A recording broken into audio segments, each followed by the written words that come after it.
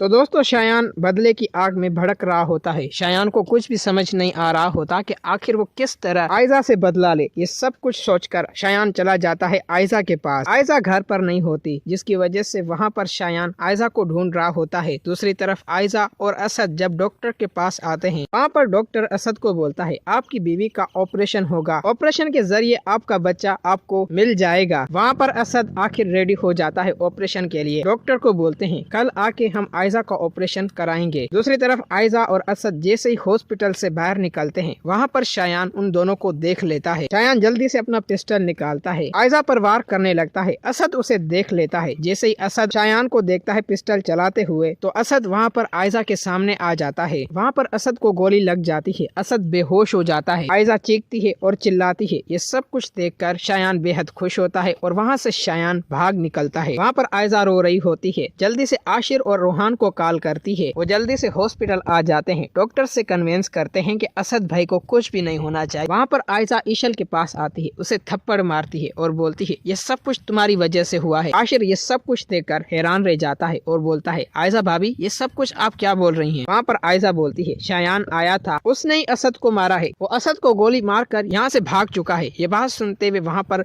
रोहान जल्दी से police station चला जाता है। वहाँ पर रोहान पुलिस इंस्पेक्टर के पास आकर उसे बोलता है आप जल्दी से शायान को अरेस्ट करें, उसने हमारे भाई पर गोली चलाई है। दूसरी तरफ शायान बेहद खुश होता है। शायान जल्दी से रेडी होकर बाहर मुल्क जाने के लिए तैयार हो जाता है। शायान जल्दी से अपने बाप को बोलता है पापा जल्दी से मुझे यूएसए भेजो। शायान का बाप बेहद खुश होता है, लेकिन उसकी खुशी कुछ ही देर बाद गम में बदलने वाली होती है। वहाँ पर रोहान आखिर पुलिस के साथ आ जाता है। शायान को पुलिस अरेस्ट कर लेती है। वहाँ पर शायान बोलता है रोहान ये सब कुछ तुम मुझ पे इल्जाम मत दो, बल्कि मैं आपको बता दूं तुम्हारे भाई को मारने में किसी और का हाथ है। ये सब कुछ सुनकर वहाँ पर रोहान हैरान रह जाता है। फिर रोहान पुलिस के साथ आता है शायान को लेकर हॉस्पिटल। वहाँ पर शायान बोलता है ये सारे काम आयजा के हैं, जो कुछ भी मुझसे करवाया गया है ये सिर्फ आयजा ने ही कराया है। ये सब कुछ देखकर पुलिस इंस्पेक्टर रोहान आशिर हैरान रह जाते हैं। वहाँ पर आयजा रोने लगती है और बोलती है ऐसा मैंने कुछ नहीं किया। वहाँ पर शायान अपनी मोबाइल निकालता है, आयजा की वॉइस सुना देता है सब लोगों को। जब आयजा की बातें आशिर और रोहान सुनते हैं, वो भी हैरान रह जाते हैं। आशिर बोलता है इंस्पेक्टर साहब अभी और इसी वक्त इस औरत को अरेस्ट करें। वहाँ पर रोहान आता है, आयजा को थप्पड़ मारता है और बोलता है आज जो कुछ भी हमारे साथ हो रहा है सिर्फ आयजा भाभी आपकी वजह से हो रहा था, लेकिन हमें ये बात पता नहीं थी कि हमारी दुश्मन आप ही हैं। वहाँ पर आयजा अरेस्ट हो जाती है। शायान भी बेहद खुश हो रहा होता है। दूसरी तरफ ईशल आती है आशिर के पास और उसे बोलती है आशिर अब तुम्हें यकीन हो गया, तुम तो आयजा की बातों में आ गए थे। ईशल मेरा हरगिज ऐसा मतलब नहीं था। और वहाँ से ईशल नाराज होकर आशिर से चली जाती है। कुछ ही देर बाद वहाँ पर डॉक्टर आता है और बोलता है रोहान अभी तुम अपने भाई से मिल सकते हो, वो अब खतरे से बाहर है। ये बात सुनते हुए रोहान असद के पास आता है। असद बहुत ही परेशान होता है और वो सिर्फ आयजा के बारे में बोल रहा होता है कि रोहान आयजा ठीक है। वहाँ पर असद को रोहान रोते हुए बोलता है आयजा भाभी ने आपके साथ धोखा किया है भाई, उसकी वजह से आप आज इस हालत में हैं। वहाँ पर असद बोलता है ऐसा हरगिज नहीं हो सकता रोहान, शायान ने सबके सामने आकर ये कबूल कर लिया है और आयजा भाभी पर उसने बोला है और शायान के पास सारे सबूत थे आयजा भाभी के। ये बात सुनते हुए वहाँ पर असद बहुत ही हैरान और परेशान हो जाता है। दोस्तों अगर आप लोगों को ये वीडियो अच्छी लगी है तो इस वीडियो को लाइक करें।